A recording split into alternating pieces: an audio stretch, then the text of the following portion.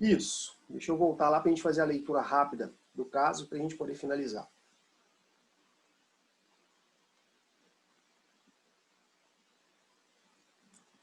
Tá aqui. Donald, nascido em 13 de maio de 2000. Gente, então, eu falei isso, eu vou repetir.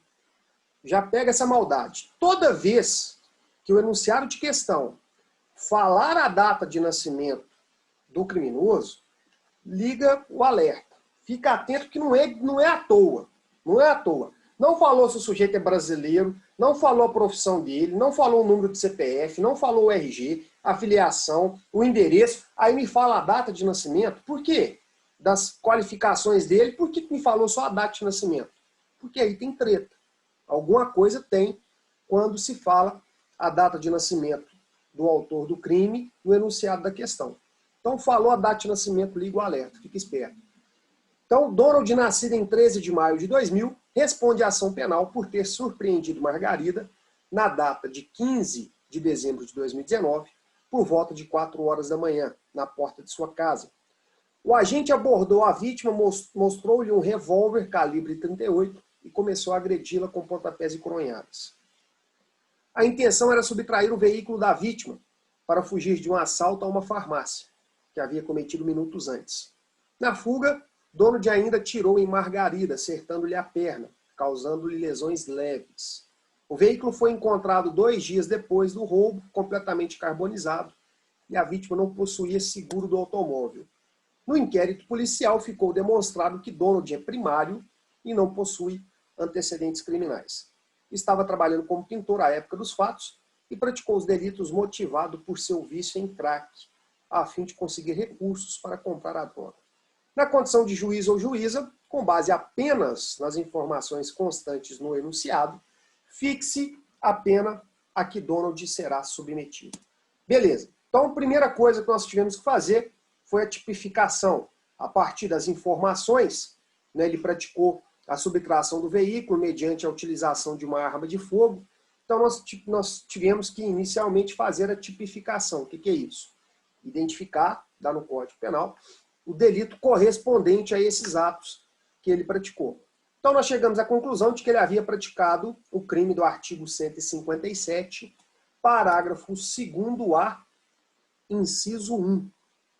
Lá, o parágrafo 2º-A é uma causa de aumento de pena, né, que fala que se a violência ou ameaça é exercida com emprego de arma de fogo, essa pena vai ser aumentada em 2/3. A pena abstrata, combinada ao crime de roubo, é a do caput do 157, né, a pena mínima de 4 anos e a máxima de 10 anos e multa. Bom, então fizemos a tipificação. Depois da tipificação, fomos analisar as circunstâncias judiciais. Por que que as circunstâncias do artigo 59 são chamadas de circunstâncias judiciais? Porque é o juiz quem analisa, por isso esse nome. Circunstâncias que o juiz analisa para fixar a pena base, logo, são as circunstâncias judiciais. Bom, então nós vimos que das 8 circunstâncias, 4, a metade, eram desfavoráveis ao réu. Nós analisamos a culpabilidade como desfavorável. Vou voltar aqui. Ele era primário, né? Primário e sem antecedentes criminais. Então, a culpabilidade, os motivos do crime, as consequências do crime e as circunstâncias, né? Então, ele teve metade desfavorável, metade favorável, né? Metade que não poderia ser analisado de forma a desfavorecê-lo. Então, em razão disso, a gente tem uma avaliação de 4 anos até 10, né? Nós fixamos a pena base em 7 anos. Não foi isso? Se eu tiver errado aqui, vocês me corrijam. Então, nós chegamos a uma pena base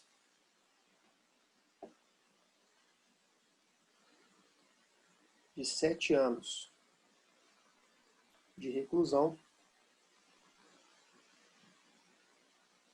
Gente, me ajuda aí. Quantos dias multa? 175 dias. Ótimo, obrigado. E 175 dias multa. Beleza. Então, essa foi a nossa pena base. A gente tinha uma pena base mínima a gente tinha uma pena abstrata mínima de 4 anos e uma pena máxima de 10 anos. Então, nós colocamos na metade, já que eram 4 circunstâncias desfavoráveis. Nas circunstâncias agravantes, ele havia praticado o crime. Aqui, ó. Para facilitar ou assegurar a execução, ocultação, a impunidade ou vantagem de outro crime, porque minutos antes ele tinha roubado uma farmácia e tentou roubar o carro da Margarida para poder fugir. De circunstância agravante, eu acho que foi só essa. E como circunstância atenuante, lembra da data de nascimento dele? Na data do fato, ele era menor de 21 anos. Menoridade penal relativa. Então, a gente aumentou em razão de uma agravante.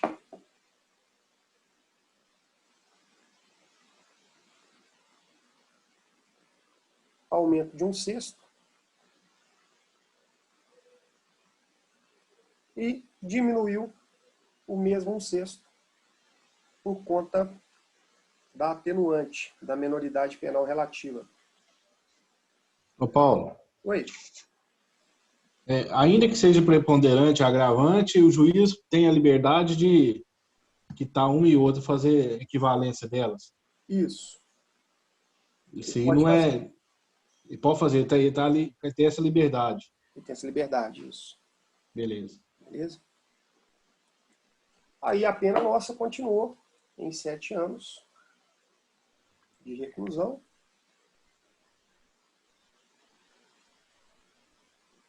E 175 dias multa.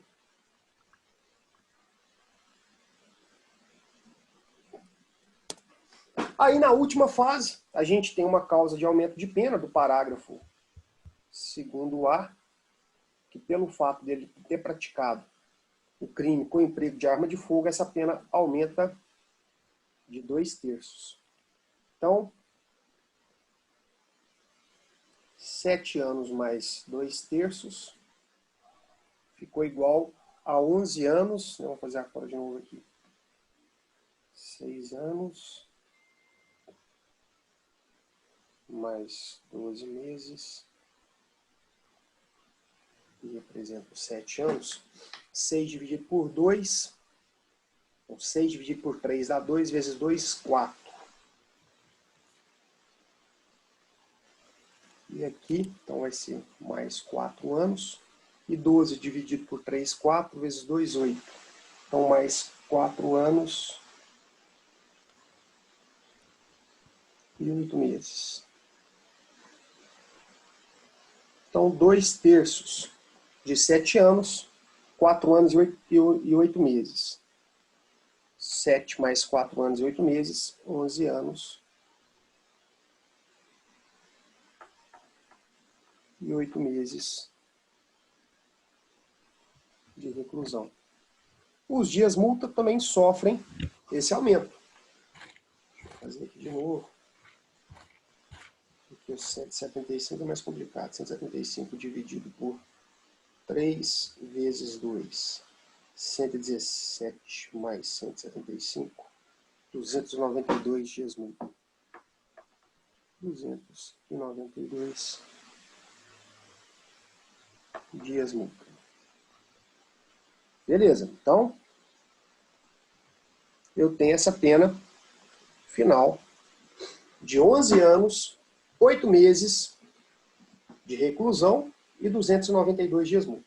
Essa é a minha pena final depois da análise das 3 fases. Fixação de pena base, agravantes e atenuantes, causas de aumento e causas de diminuição. Pena final. Acabou? Não, não acabou. Nós precisamos fixar o regime inicial de cumprimento dessa pena. E aqui, ó, o artigo 33, parágrafo 2º do Código Penal vai trazer para nós uma tabelinha. Condenado não reincidente, e aqui, se for reincidente ou se for primário, se a pena ficar acima de 8 anos, como é o nosso caso, nós temos uma pena de 11 anos e 8 meses. Portanto, o regime inicial de cumprimento dessa pena será o regime fechado. Ele sendo primário, se essa pena tivesse ficado até 8 anos, cuidado que aí é a pegadinha de concurso.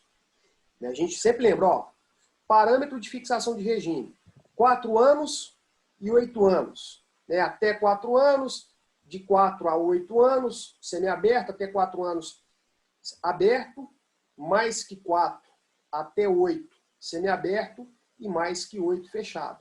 Aí na prova cai, pena de 8 anos, qual que é o regime? Você fala assim, 8 anos é fechado. Não. Superior a 8 anos, somente mais de 8 anos que vai ser o fechado, se o réu for reincidente. Porque se essa pena de 8 anos para um réu primário, essa pena de 8 anos para o réu primário, regime inicial semiaberto. Pena de 4 anos, cai na sua prova. Você fala assim, ó, 4 anos é semiaberto. Não, 4 anos é aberto. Somente se ela for acima de 4 anos, que ela vai ser semiaberto. Então, ficar muito atento com o 4 e com o 8.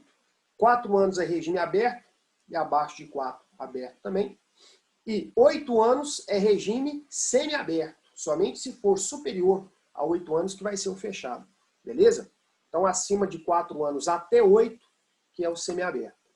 Então, no nosso caso aqui, como a gente tem uma pena de 11 anos e 8 meses, o regime inicial de cumprimento de pena será o regime fechado.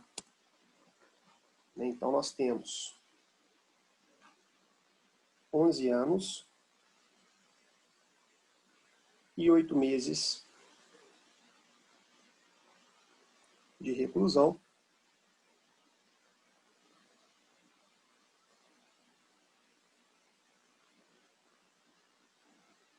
E 292 dias multa.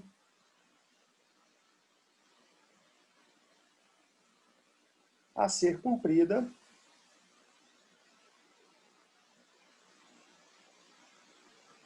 no regime inicialmente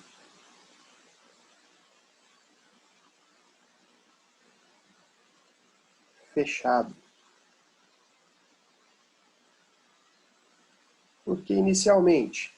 Porque no Brasil, a gente tem um sistema progressivo de cumprimento de pena. É importante falar isso, porque o preso, se ele cumpre um determinado tempo de pena num determinado regime e ostenta bom comportamento carcerário, ele progride para um regime menos gravoso. Então, quando a lei dos crimes hediondos ela foi publicada lá em 1990, a 8.072, Lei 8.072 de 1990.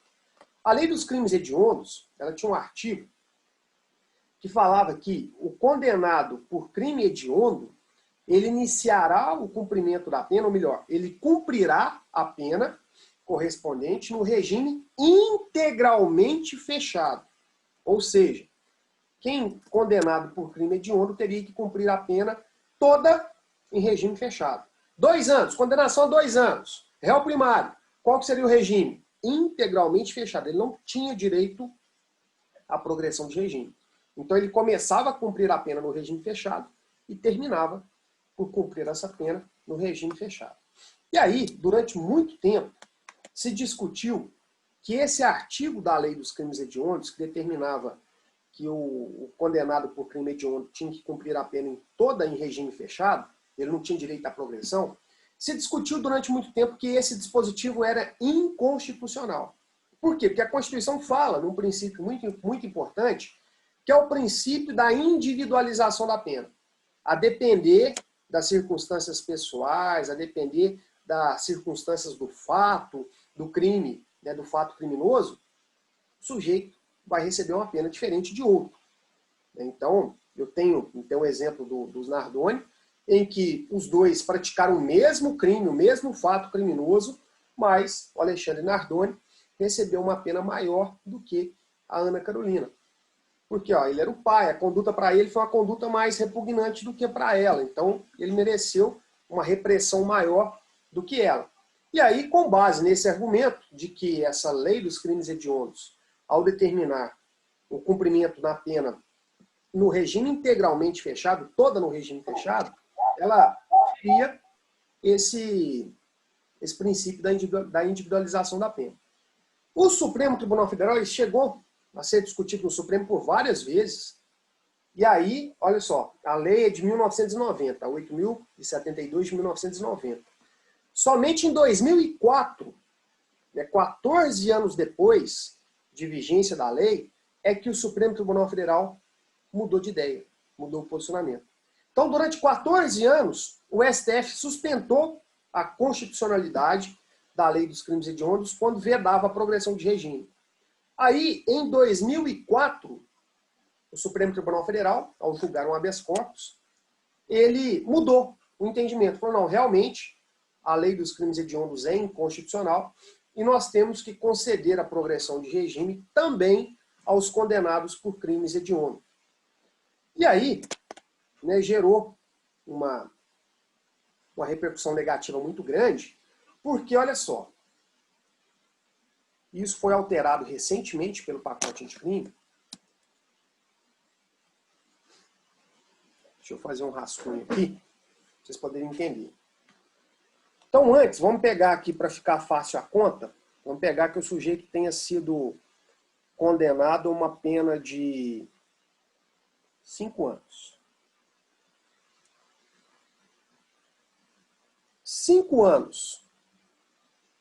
Se o crime era comum, esse sujeito sendo primário, ele iniciaria o cumprimento dessa pena no regime semiaberto e ele teria que cumprir 1/6 da pena para progredir de regime, para progredir do regime semiaberto para o aberto.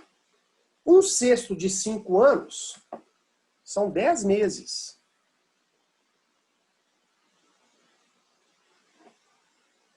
Olha só, se o sujeito cometia, praticava um crime comum, um crime que não era considerado hediondo, e era condenado a uma pena de 5 anos, se ele fosse primário, ele iniciaria o cumprimento dessa pena em regime semiaberto, e ele teria que cumprir 1/6 dessa pena para progredir para o próximo regime, que é o aberto. E aí, quanto tempo que ele ficaria em regime semiaberto? 10 meses. Ele teria que cumprir 1/6. Ostentando bom comportamento carcerário, ele migrava do semiaberto para o aberto. Aí, se era crime hediondo, ele não progredia. Ele começava a cumprir os 5 anos no regime fechado. Ah, mas ele é primário. Não interessa, é crime hediondo. Ele começava a cumprir no regime fechado e terminaria por cumprir essa pena no regime fechado. Ele não progredia. A partir da decisão do Supremo Tribunal Federal, o Supremo falou, opa, não pode aplicar mais esse artigo da lei dos crimes hediondos que veda a progressão. Então, os condenados por crimes hediondos também podem progredir de regime. E aí, se o sujeito era condenado a um crime comum, a uma pena de 5 anos, ele cumpria 10 meses no regime semiaberto, progredia para o aberto. E se o crime fosse hediondo? Também. Então a repercussão negativa ficou aqui, ó. Ó, o sujeito é condenado por um crime hediondo a pena de 5 anos, ele cumpre 10 meses o regime fechado e aí depois progride para o semiaberto. Ele vai cumprir menos de 10 meses no semiaberto, porque ele teria que cumprir mais 1/6 no semiaberto e progredir, então, para o aberto. Então ele não cumpriria, ele cumpriria nem 2 anos, né, talvez pouco mais de 1 ano e meio de pena privativa de liberdade entre o regime fechado e o semiaberto.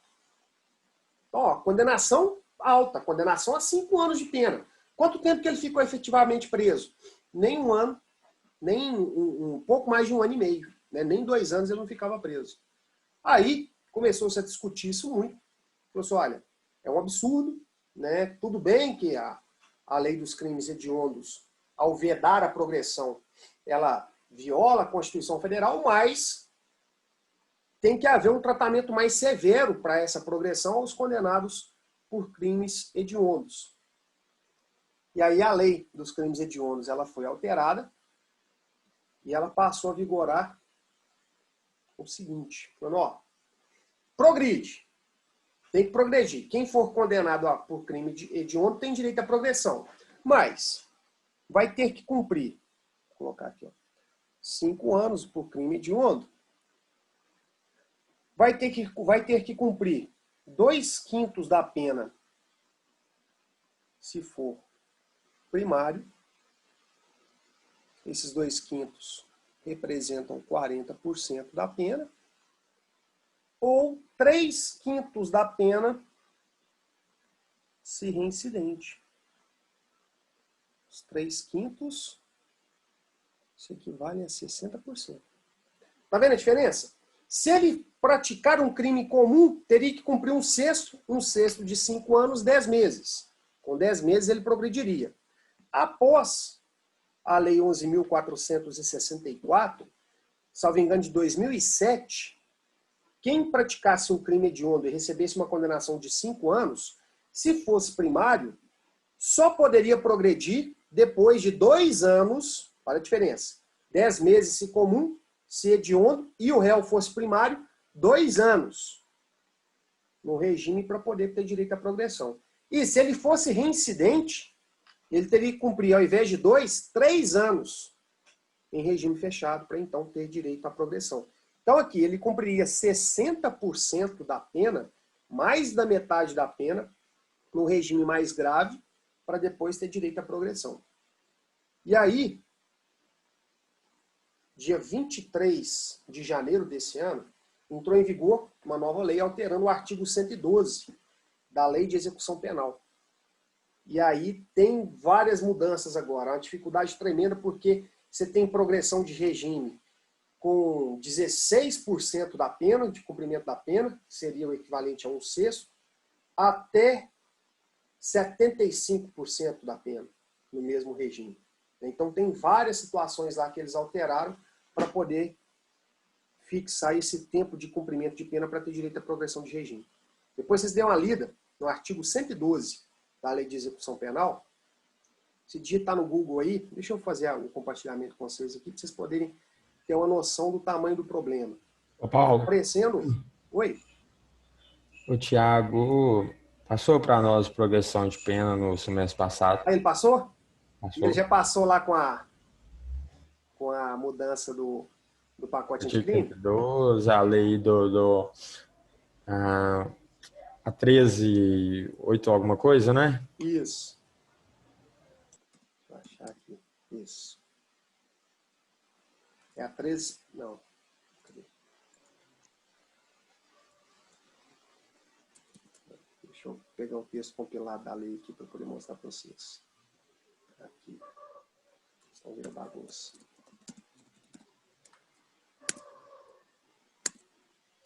Aqui, ó.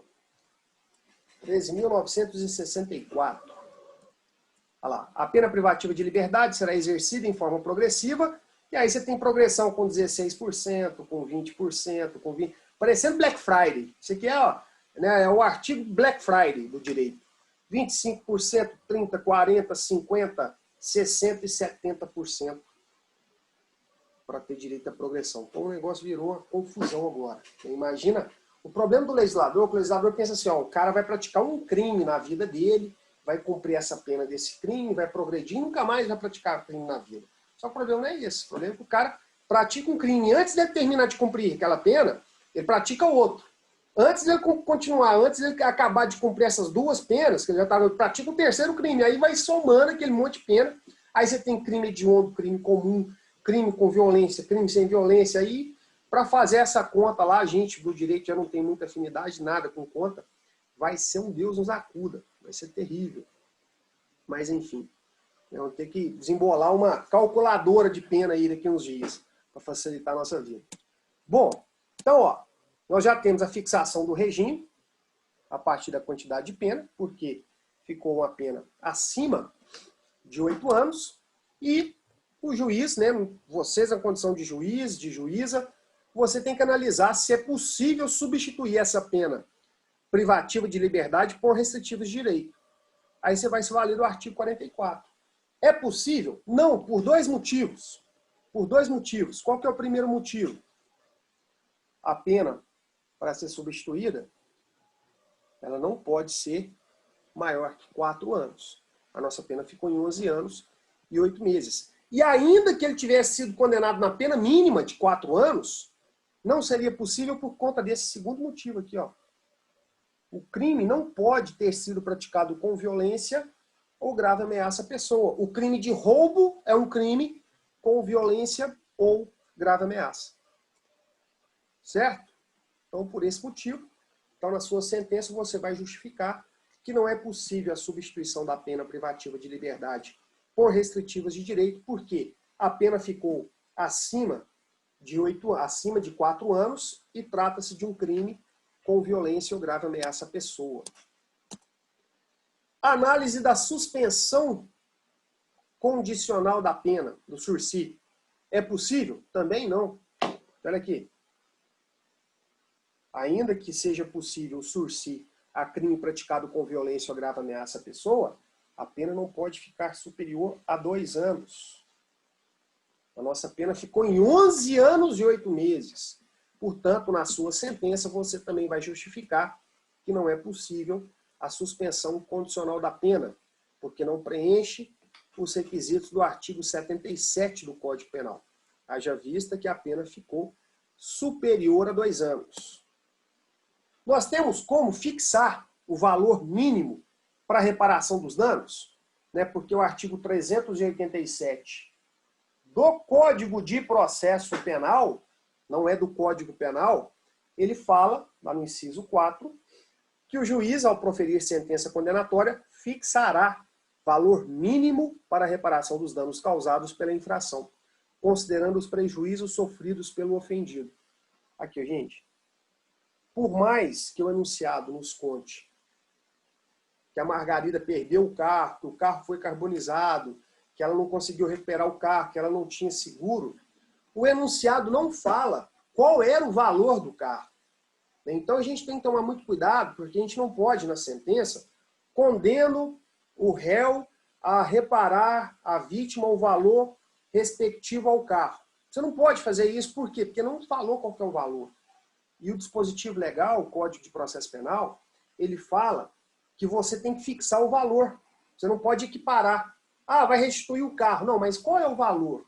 Então, se o enunciado tivesse colocado que o carro tinha sido avaliado em 30 mil reais, por exemplo, e se houvesse um pedido de condenação nesse sentido, você poderia, na sentença, condenar o réu a reparar a vítima a quantia de 30 mil reais. Pronto. Ah, mas se ele não vai ter dinheiro, não. Se ele vai ter dinheiro, se ele não vai ter dinheiro para poder pagar esses 30 mil, é outra história. Mas a sua sentença, se tivesse lá fixado o valor do prejuízo da vítima, você colocaria com base aqui no artigo 387, inciso 4 do Código de Processo Penal. Certo? Então, ó, finalizamos o exercício. A parte mais importante do exercício são as 3 primeiras fases de fixação da pena. Pena base, como que eu vou chegar a uma pena base, análise das agravantes e das atenuantes, análise das causas de aumento e das causas de diminuição. Feito isso, os outros pontos são muito mais fáceis. Né? Fixação do regime, que é automático, né? Você tem a tabelinha lá que você vai seguir, a análise da possibilidade de substituição dessa pena de prisão por penas restritivas de direito e, se é possível, a suspensão condicional da pena. Havendo a fixação do valor, por último, a condenação do réu a reparar o dano sofrido pela vítima. Ok? Então, ficar atento a isso. E não tem mistério, gente. Depois eu vou postar mais um exercício para vocês praticarem, irem fixando esse ponto de fixação de pena, porque é muito importante. Né? Seja você juiz, nem se fala, você vai proferir sentença, você tem que saber isso aí, né, de cor, você tem que saber essa fixação da pena, porque você vai proferir muitas sentenças.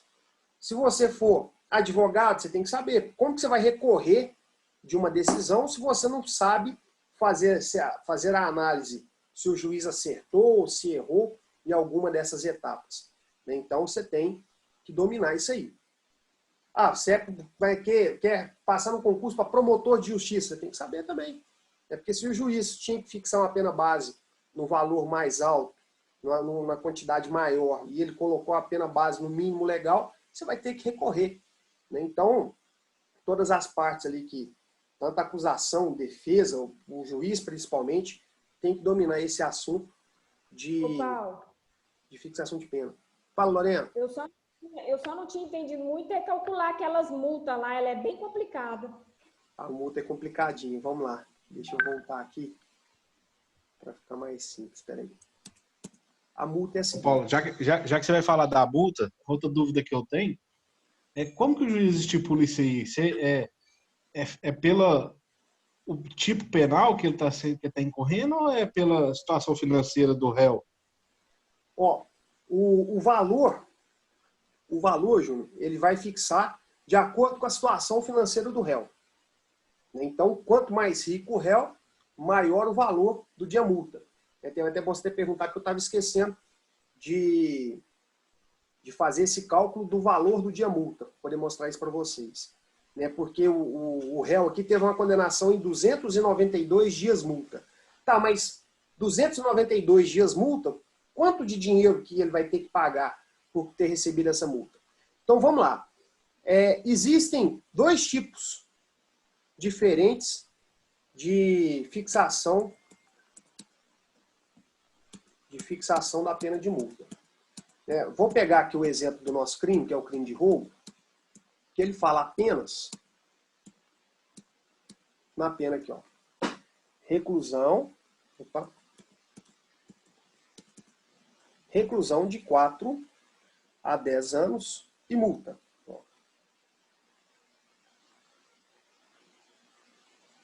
Não fala quantos dias multa, né? Qual que é o mínimo, qual que é o máximo. Diferentemente, deixa eu compartilhar com vocês aqui a lei de drogas, que aí o crime, por exemplo, de tráfico de drogas, ele fala numa quantidade mínima e numa quantidade máxima. Deixa eu compartilhar com vocês aqui para vocês poderem entender. A 11.343. Vamos lá no artigo 33. Aqui, ó.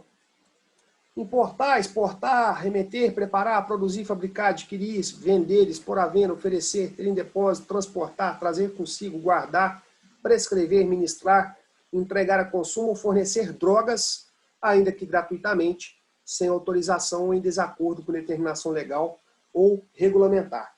Pena: reclusão de 5 a 15 anos. Então tem uma pena privativa de liberdade. E pagamento de 500 a 1.500 dias multa. Tá vendo a diferença? O crime de tráfico de drogas, ele estabelece já na pena a quantidade mínima de dias multa, que esse sujeito vai ser condenado, e a quantidade máxima. Então, por exemplo, se o réu foi condenado à pena mínima no tráfico, se ele foi condenado a uma pena de 5 anos, automaticamente ele também será condenado a uma pena de 500 dias multa. Se ele for condenado a uma pena máxima de 15 anos, ele também será condenado a uma pena máxima de multa de 1.500 dias multa. Então, o crime de tráfico ele facilita a nossa vida porque ele traz, além do mínimo e do máximo da pena privativa de liberdade, ele também traz o mínimo e o máximo da pena de multa. Agora, o crime de roubo, não. Ele só fala reclusão de 4 a 10 anos e multa. Tá, mas qual a quantidade dessa pena de multa? Aí, quando o delito não fala em quantidade mínima e máxima, a gente tem que utilizar aqui o artigo 49 do Código Penal. Então, o 49 vai falar: a pena de multa consiste no pagamento ao fundo penitenciário da quantia fixada na sentença e calculada em dias multa. Aí o 49 fala do mínimo e do máximo. Será no mínimo de 10 dias multa e no máximo de 360 dias multa. Então, por exemplo, o nosso crime, né, o crime de roubo, ele tem pena de 4 a 10 anos de reclusão.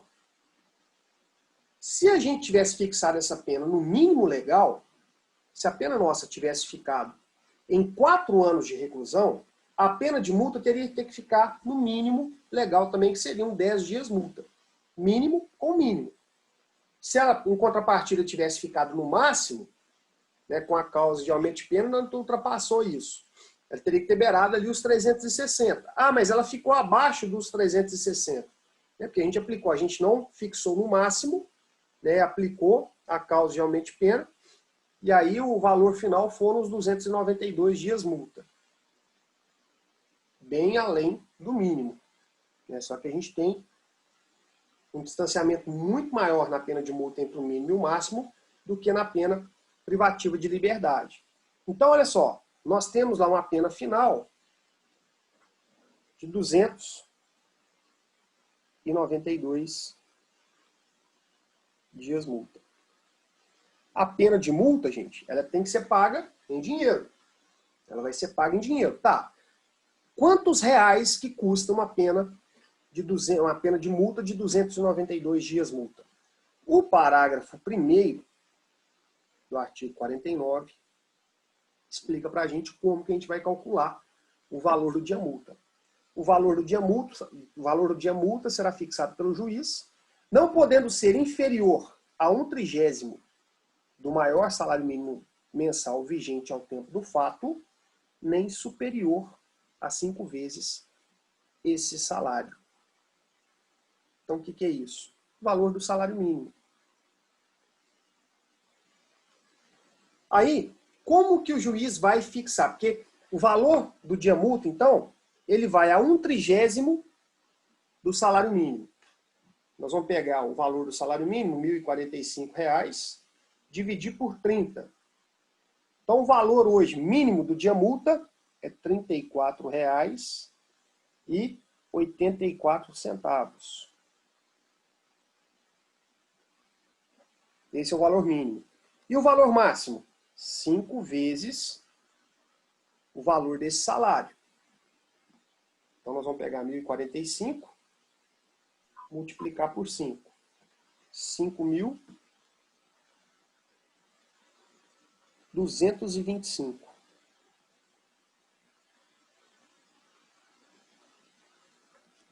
Então, olha, o dia multa mais caro vai ser de 5.225 cada um, e o dia multa mais barato vai ser de R$ 34,84. Tá, como que o juiz faz para fixar no mínimo ou no máximo? Condição financeira do réu, né, consequências do crime, né, o alarme que o crime provocou. Porque se você pega um criminoso rico, um criminoso que está sendo processado, que foi condenado por lavagem de dinheiro, por sonegação fiscal. Então, se o sujeito tem muito dinheiro, não faz menor sentido fixar o valor do dia multa em R$ 34,84, porque ele vai pagar rindo. Agora, se o cara é pobre, né, se o réu é pobre, ou se não ficou demonstrado no processo a condição financeira dele, inevitavelmente o juiz vai ter que fixar esse valor no mínimo. Então, como o enunciado do nosso problema não fala sobre a condição financeira do réu, né, e se fosse abastado financeiramente, provavelmente não estava roubando, né, não estava praticando um crime de roubo. Então, olha, nós vamos fixar o valor da multa no mínimo legal, nos R$ 34,84. Como são 192 dias multa, nós vamos multiplicar R$ 34,84 por 292. Ele tem uma dívida de R$ 10.173,28. Ah, Paulo, então se ele não pagar a multa criminal, ele pode ser preso? Não. Uma coisa não tem nada a ver com outra. São penas diferentes. Uma coisa é a pena de multa, outra coisa é a pena privativa de liberdade. A partir do momento que ele cumpre a pena privativa de liberdade, ou o patamar necessário para progredir de regime, e aí cumpriu, está de livramento condicional, extinguiu, cumpriu toda a pena, e não pagou nem um centavo da pena de multa. Ele pode ser mantido preso enquanto não quitar a pena de multa? Não.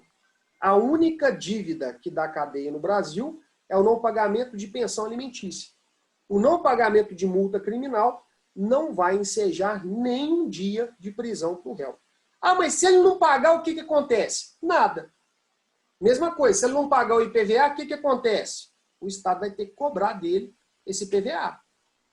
Mesma coisa, se ele não pagar a pena de multa, o que vai acontecer? O Estado vai cobrar dele uma dívida como se fosse uma dívida qualquer. Como se ele tivesse devendo, né, algum valor para o Estado. O Estado vai tentar penhorar algum bem dele, né? Se ele comprar um carro, colocar no nome, o Estado pode executar, vai escrever o nome dele na dívida ativa, né? Vai executar isso, vai tentar penhorar o carro, moto, se tiver lote no nome, o que tiver no nome. Ah, não, ele não tem só o dia e a noite, tem o dia para passar fome e a noite para passar frio, não tem nada no nome dele. É aquela história, o Estado tem o direito de receber, né? Ganhou, mas não levou, não vai receber. Fica 5 anos inscrito em dívida ativa, passou o período de 5 anos, prescreve, ele não deve nada para o Estado, pode colocar o que for no nome, que o Estado não tem como penhorar mais. Certo? Então a fixação da pena de multa tem que ser... Ô, Paulo, só uma dúvida, você falou 5 anos aí, mas a contar da data da sentença, se ele ficar 6 anos preso, ele já vai sair com a dívida prescrita, ou como é que é? Ó, esses 5 anos, eles são contados do dia da inscrição na dívida ativa. Então, inscreveu na dívida ativa hoje, 5 anos. Então, se o Estado demorar para inscrever, aí mais tempo vai demorar para poder prescrever. Beleza?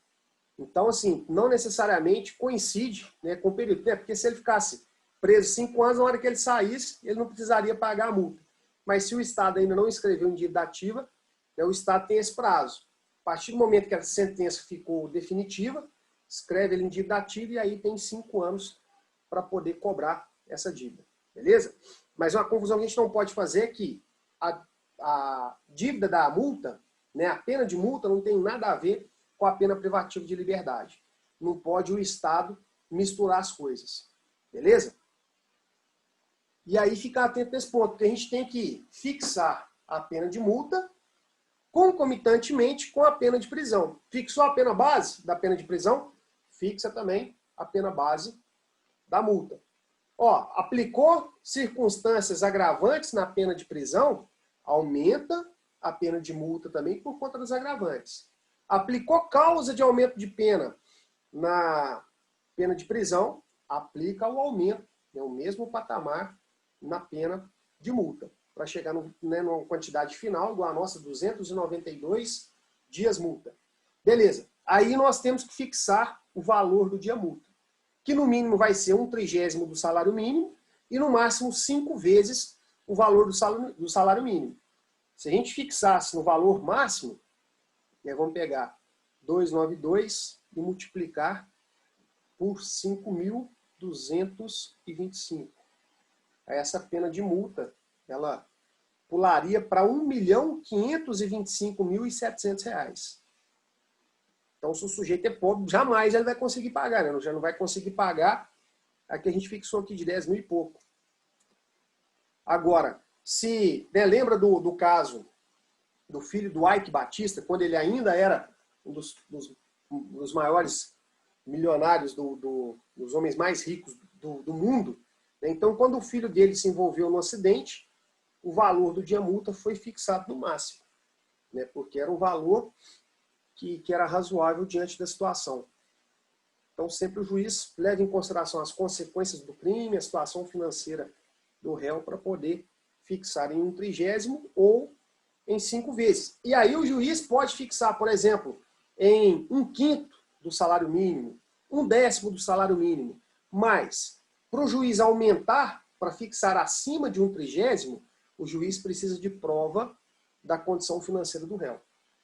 Se ficar provado no processo essa condição financeira do réu, aí o juiz pode aumentar esse valor do dia multa. Beleza? Não é que ele tem só um valor mínimo de 1/30 e um valor máximo de 5 vezes, não.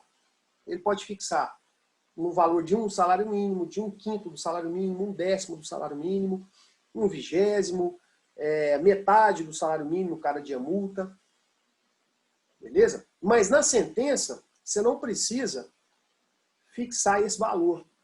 Condena o réu a pagar a quantia de R$ 10.173,28 a título de multa criminal. Você não precisa colocar isso na sua sentença. A única coisa que você vai colocar é que você condenou ele a 292 dias multa e qual é o valor do dia multa. Então, ó, fixo como valor do dia multa 1/30 do salário mínimo. Eis que não ficou demonstrado nos autos, né? Eis que não ficou demonstrado no processo a condição financeira do réu. Pronto. Fixou em 1/30 e fundamentou. Certo? Você não precisa colocar na sentença esse valor aqui, ó. Isso aqui é liquidado depois pelo contador judicial. Ele que vai fazer essas contas para poder fechar esse valor. Então, só vai fundamentar então, Paulo. Isso, só fundamentar. Ó, deram tantos dias multa e o valor é de 1/30 do salário mínimo, porque no processo não teve elementos suficientes para se aferir a condição financeira do réu. Pronto. Só justificar, né, fixou a quantidade, 292 dias multa, e justificou por que fixou o valor em 1/30 do salário mínimo. Pronto. Não precisa ficar fazendo essas contas para saber quanto que ele vai ter que pagar de multa criminal, não. Tranquilo?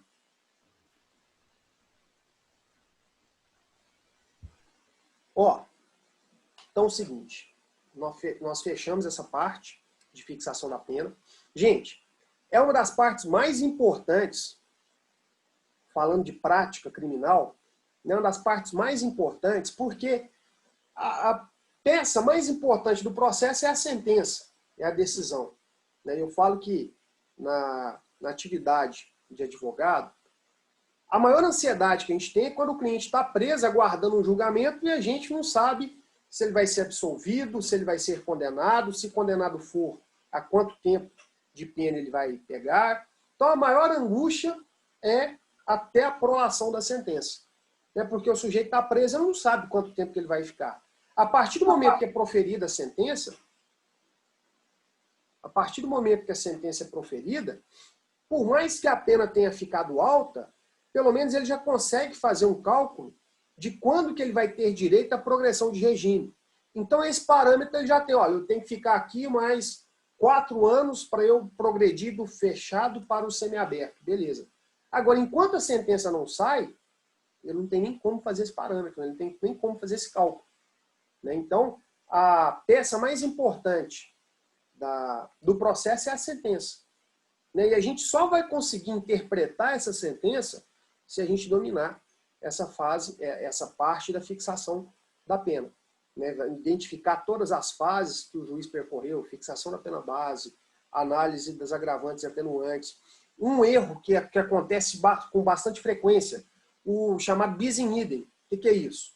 O juiz utiliza de uma circunstância para aumentar a pena base, e essa circunstância que ele utilizou para aumentar a pena base, ele utiliza como circunstância agravante.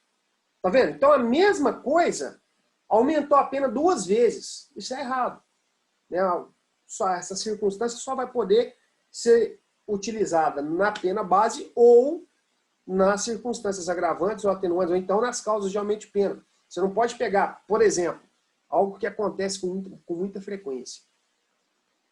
O juiz vai analisar as circunstâncias judiciais e fala assim, olha,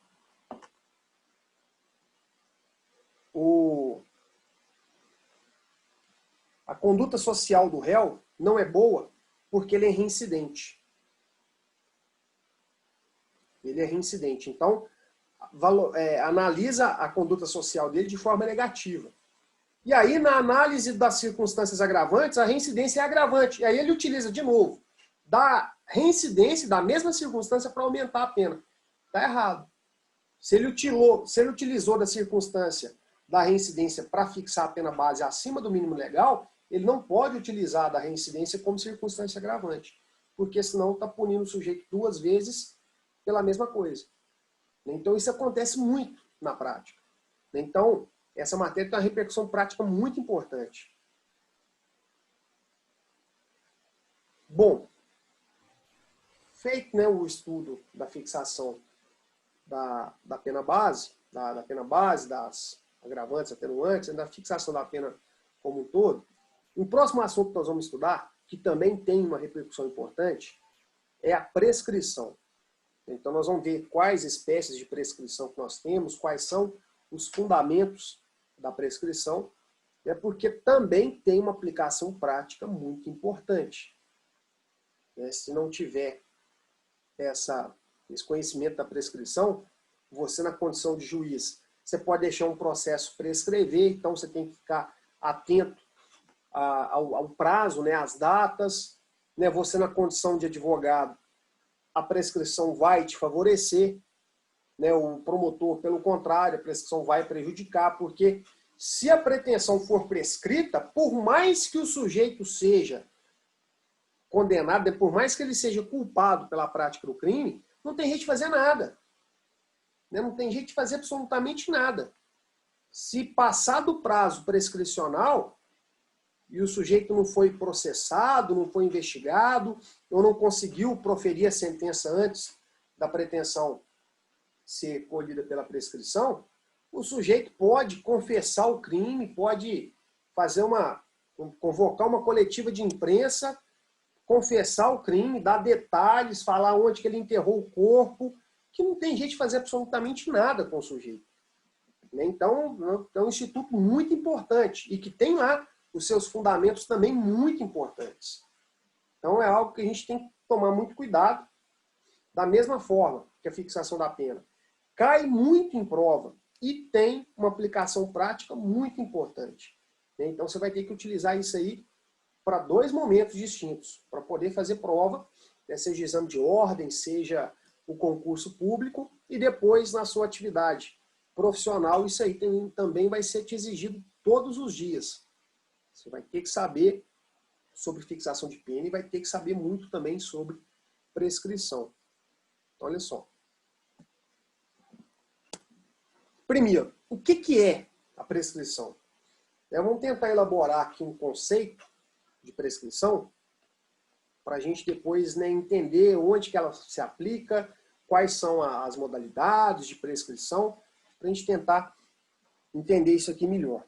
Então vamos lá. O que é a prescrição? Opa. Trata-se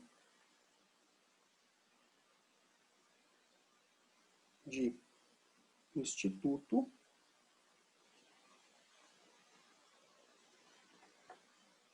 que extingue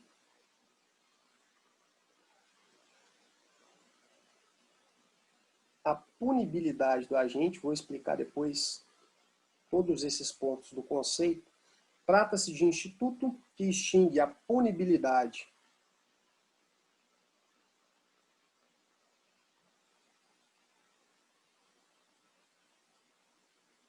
do agente e retira do Estado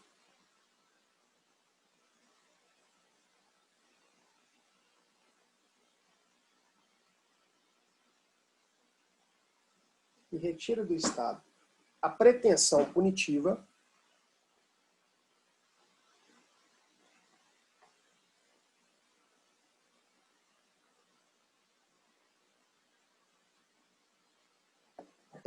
punitiva ou executória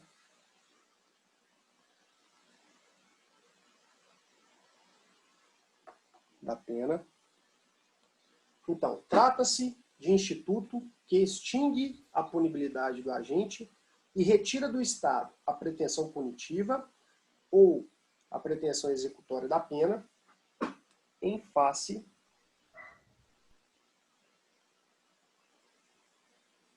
de sua inércia,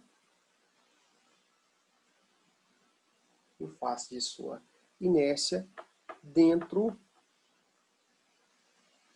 de um prazo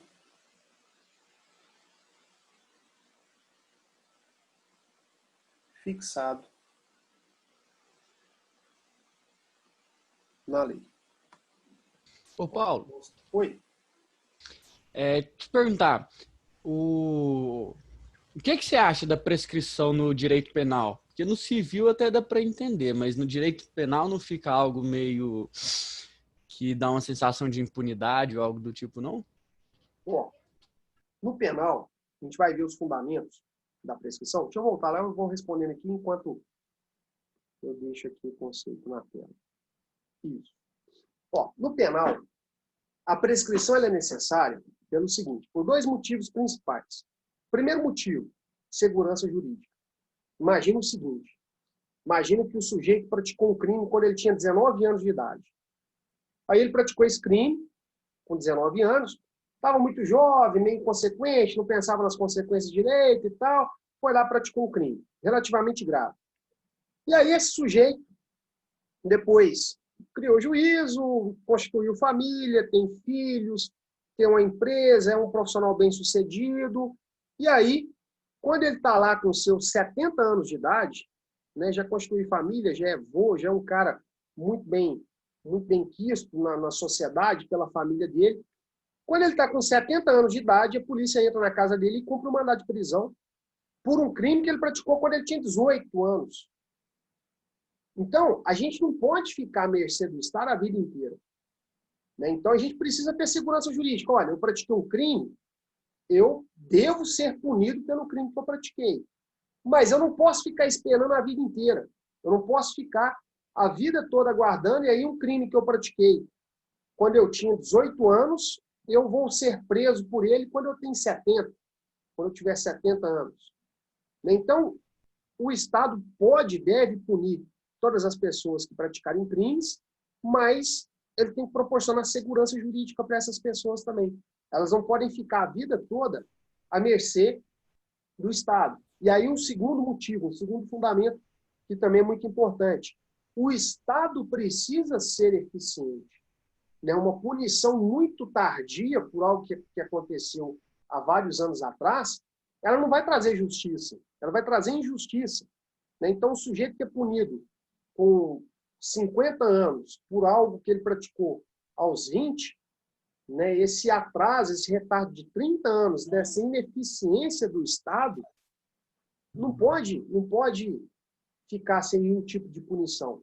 Então, a prescrição tem esses dois fundamentos importantes, né, que é a segurança jurídica, eu não posso ficar a vida toda aguardando o Estado um dia me punir, e o Estado tem que ser eficiente nessa função importante, que é a função de punição que ele deve exercer.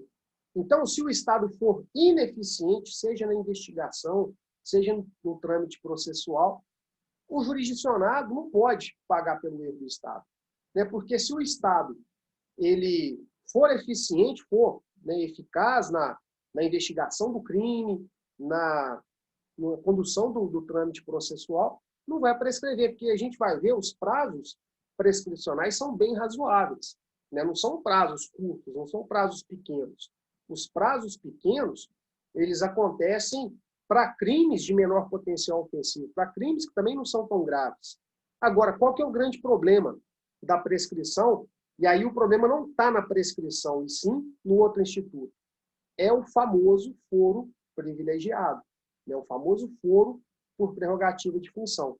Então, as autoridades que são julgadas, por exemplo, perante o Supremo Tribunal Federal, e diga-se que deputados federais e senadores, né, essas autoridades, o processo que tramita no Supremo Tribunal Federal, ele leva muito mais tempo do que um processo que tramita na comarca de Nova Serrana, na comarca de Belo Horizonte.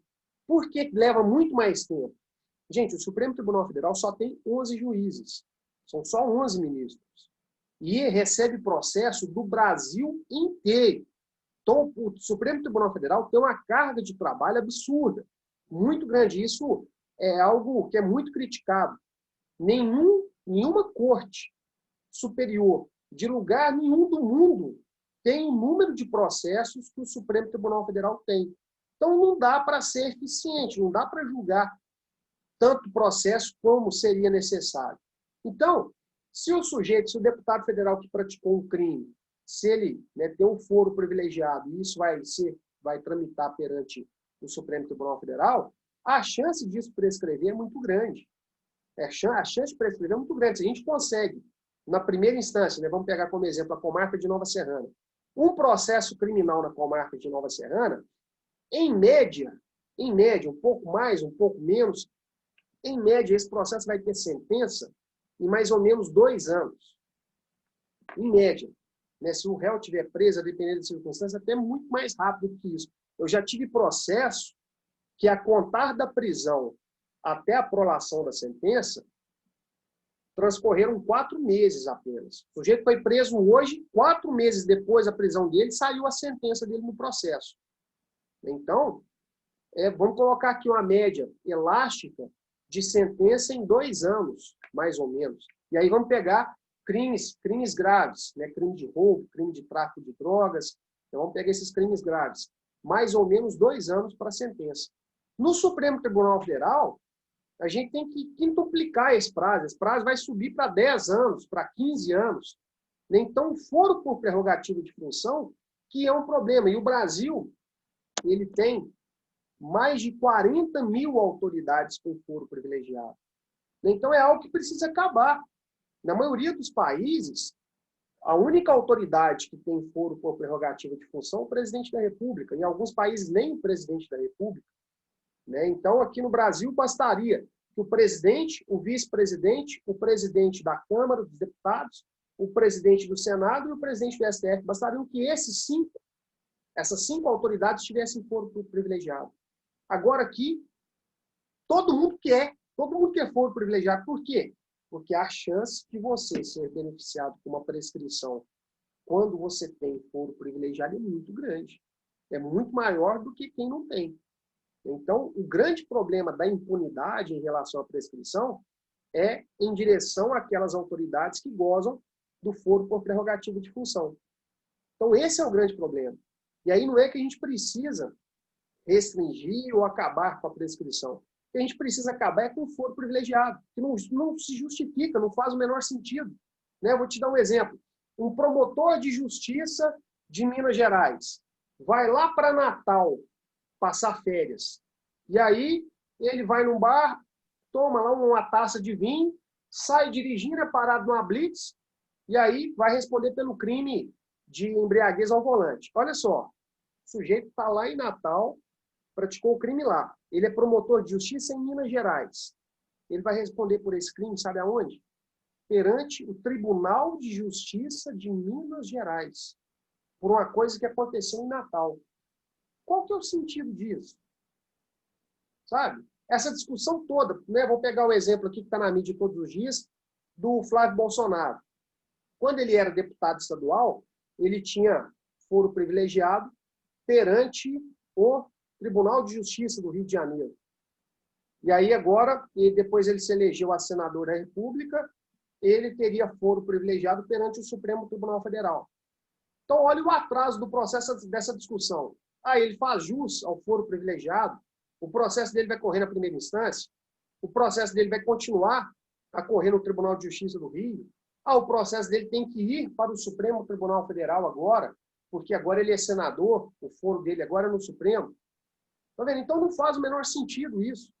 Isso é algo que precisa acabar. Existem vários projetos de lei no Congresso para poder alterar a Constituição e acabar, ou pelo menos, não digo acabar, mas diminuir consideravelmente o foro por prerrogativa de função. Me fala que dia que esse pessoal vai votar isso. Então, infelizmente, a gente tem um problema que várias autoridades, ao invés de acabar, criam-se todos os dias, a partir de lei estadual, a partir de emenda à Constituição Estadual e à Constituição Federal e leis federais, estabelecendo foro por prerrogativa de função, né? O famoso foro privilegiado. E realmente é um privilégio. É muito melhor ser processado pelo Supremo Tribunal Federal, pelo Superior Tribunal de Justiça, do que pela primeira instância. É muito melhor. Né? Aconteceu recentemente com o senador José Serra. Gente, e é uma situação que, para a pessoa que tem foro privilegiado ser investigada, ela precisa de autorização do órgão do judiciário que vai julgá-la. Então, é a discussão lá do processo do José Serra, que o STF trancou as investigações. o STF deveria ter autorizado o início das investigações porque ele tem foro privilegiado no Supremo. Como o Supremo não autorizou, o que o Supremo fez? Trancou as investigações. Né? Perdeu Paulo. Fala, Adriana. Paulo, o foro privilegiado, ele funciona somente para crimes políticos, não é isso? Não, crime comum. Ou ele Todo tipo de abrange... crime. Então, igual no caso da deputada Flor de Lis, que nas investigações foi comprovado a participação dela até como mandante na morte do marido, né? E as investigações percorreram normal. Aí há uma necessidade deles, do Congresso, estar liberando ela por ela ser uma deputada para que haja a prisão dela no comum? Ó, o que é o problema? Ela só não foi presa porque os deputados, né, os deputados e senadores parlamentares, eles gozam de uma imunidade parlamentar. Na teoria isso é muito bonito, né, porque eles falam assim, olha, como eles são detentores de um mandato, então eles não agem em nome próprio, eles agem representando todas as pessoas que os elegeram. Então, o deputado federal, ele age em nosso nome, porque a Constituição, logo no artigo 2º, fala que o poder, no parágrafo único do artigo 1º, o poder emana do povo, que o exerce por meio de representantes eleitos ou diretamente nos termos dessa Constituição. Então, o parlamentar, né, a deputada federal Flor de Lis, ela representa os eleitores dela. Então, a atuação dela não se limita somente à vontade dela. E aí o parlamentar só pode ser preso em flagrante delito por crime inafiançável. O crime de homicídio, ele é um crime inafiançável. Mas o que é o problema? Já não está mais em situação de flagrância. Já não persiste mais a situação de flagrante delito. Então, ela não pode ser presa. Por mais que existissem elementos que ligassem ela à prática do crime, e por mais que os outros suspeitos tenham tido, acho que a prisão temporária decretada, não teve jeito de prender ela pelo fato dela ser parlamentar. E o processo dela, a gente tem que analisar, eu não vou recordar aqui a data, mas, por exemplo, se o crime, eu acho que sim, se o crime foi praticado depois que ela já estava diplomada deputada federal, ela vai responder por esse crime perante o Supremo Tribunal Federal. Ela não responde. Foi depois que ela já estava. Foi? Foi depois que ela já estava diplomada como deputada. Pois é. Então, o crime, o processo dela, não vai correr na primeira instância. O processo dela vai correr no Supremo Tribunal Federal. E aí, algo que poderia ser julgado em... Vamos colocar o processo de crime, de júri, o processo de homicídio doloso, ele é mais demorado um pouco porque ele é submetido ao júri. Então, vocês vão ver que ele possui 2 fases. Então, vamos colocar algo que poderia ser julgado aí em 5 anos, e o Supremo leva pelo menos 15. Então, é algo que não se justifica, é algo que não faz sentido a gente ter tanta autoridade no país com foro, por prerrogativa de função, com foro privilegiado. Né? Isso beneficia só o próprio acusado. Obrigada.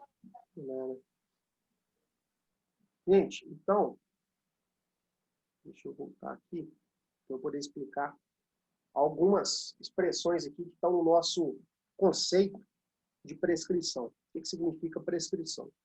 Então, trata-se de um instituto que extingue a punibilidade. Então, vamos lá. O que é isso? O que é a extinção da punibilidade? Quando o sujeito pratica um delito, nasce para o Estado o direito de punir esse sujeito, e só o Estado tem esse direito. Né? Ninguém mais tem. Então, se alguém pratica um crime contra mim, eu não posso me vingar, né? Com exceção lá da legítima defesa, né? Com exceção das excludentes de ilicitude, eu não posso me vingar. O sujeito praticou um delito contra mim, ele me roubou, eu não sei quem é. Uma semana depois eu descubro quem praticou o crime, eu não posso ir lá e roubar alguma coisa dele, ou agredi-lo, né? Eu não posso puni-lo pelo crime que ele praticou. A única pessoa, né, que pode fazer isso é o Estado. Então, toda vez que alguém pratica um crime, nasce para o Estado esse direito de punir o infrator.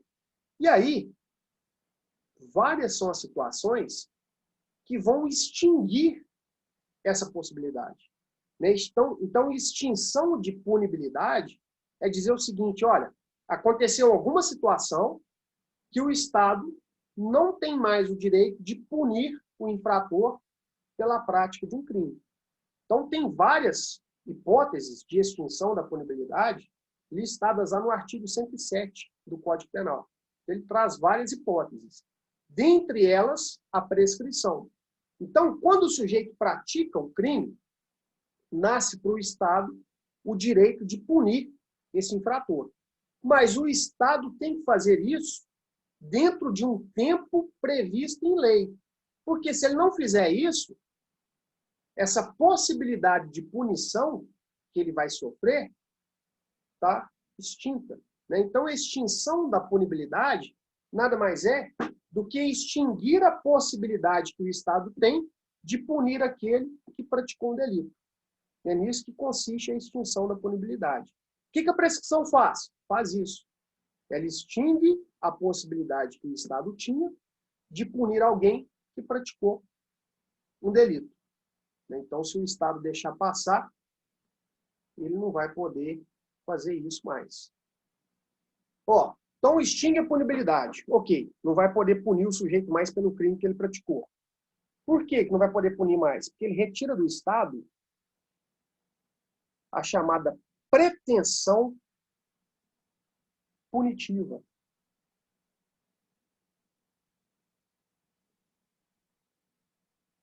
O que é pretensão punitiva? Dada a importância dessa expressão, nós vamos ter que conceituar ela aqui. Pretensão punitiva é interesse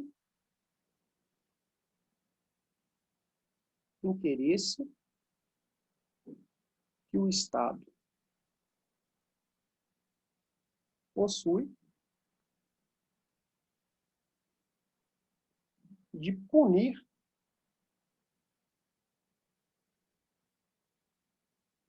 o autor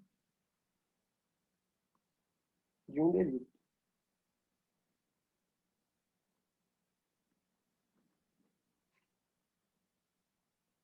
Tá vendo? Então, o interesse que o Estado tem de punir alguém que praticou um crime é chamado de pretensão punitiva. E a prescrição, ela acaba com essa pretensão punitiva. Né? Pretensão, vontade, interesse. Né? Então, a vontade que o Estado tem de punir aquele sujeito que praticou um crime, né? De impor a ele uma pena pela prática do delito, isso aí se perde com a prescrição.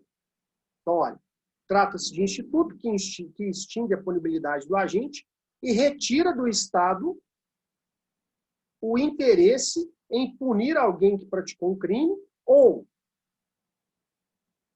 presta atenção aqui, porque a prescrição pode acontecer de duas formas. Tira do Estado esse interesse que ele tem de punir alguém que praticou um delito, ou tira do Estado a pretensão executória da pena. Então, são duas coisas que a gente tem que diferenciar. O que é pretensão punitiva e o que é pretensão executória da pena. Pretensão punitiva é pretensão de punir. É o Estado ter o interesse de punir aquele que praticou um crime. E o que é pretensão executória da pena? Aqui, na pretensão executória da pena, o sujeito já foi punido. O Estado já puniu o sujeito. A prescrição pode acontecer em dois momentos diferentes. Primeiro, o cara praticou o crime e o Estado tem o interesse de punir esse infrator, mas o Estado não é eficiente. Aí passa o prazo previsto na lei e aí o Estado já não pode fazer isso mais. O Estado perde esse direito. Agora, a segunda hipótese, a pretensão executória da pena, é aquele sujeito que já foi punido, ele já foi processado, já saiu a condenação dele, essa condenação dele é definitiva. Ele foi condenado a uma pena de 5 anos. A partir desse momento, nasce para o Estado uma outra pretensão, não é a pretensão de punir, porque ele já foi punido. A pena já foi fixada. Agora, nasce para o Estado a segunda pretensão, que é a pretensão de fazer cumprir essa pena. Ó, o sujeito condenado a uma pena de 5 anos tem que cumpri-la. Então, essa é a pretensão executória da pena. Se o sujeito respondeu ao processo, e aí saiu a sentença, fez recurso, recorreu, não teve jeito de modificar, transitou em julgado, a sentença se tornou definitiva. 5 anos de reclusão. Vai ter que cumprir essa pena de 5 anos de reclusão. Se ele fugir, né, se ele sumir no mundo, o Estado tem um prazo para poder fazer com que ele cumpra efetivamente essa pena. Então, são dois momentos distintos.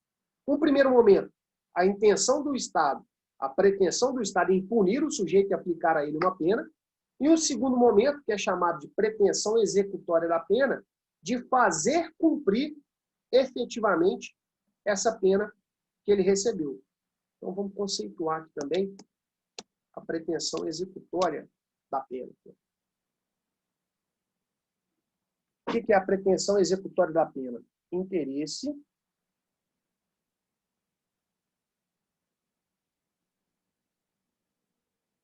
que o Estado possui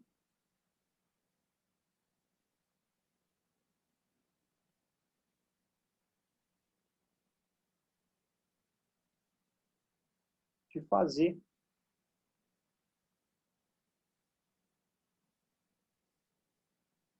com que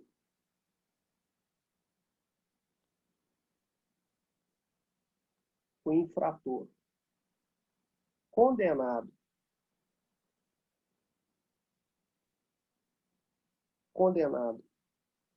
criminalmente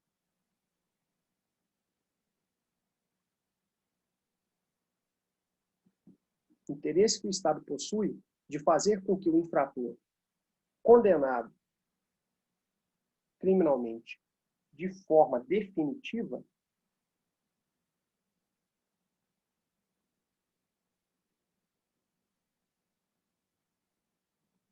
cumpra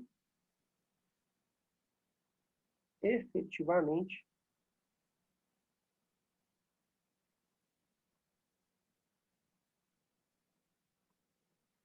a sua pena.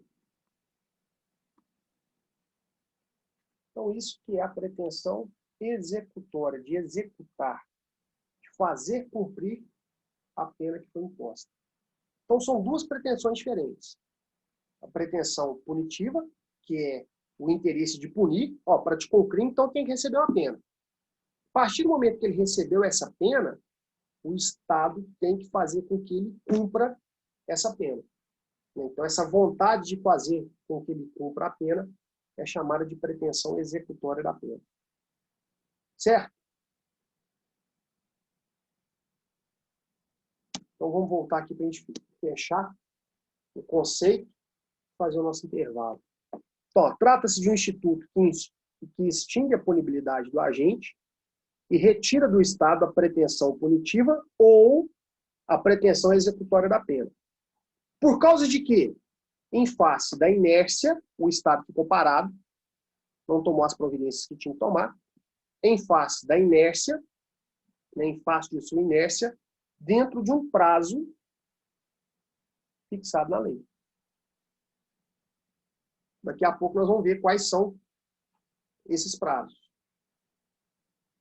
Então, a prescrição acontece quando o Estado fica lá parado, né, fica inerte, e aí ele não toma essas providências, seja ela de punir ou seja ela de fazer com que o indivíduo punido cumpra efetivamente a sua pena. Beleza? Vamos fazer um intervalozinho agora, de meia hora. Então a gente para agora às 8h30 e volta às 9h, para a gente poder fechar essa primeira parte. Aí depois a gente vai trabalhar com alguns prazos, né, quais são os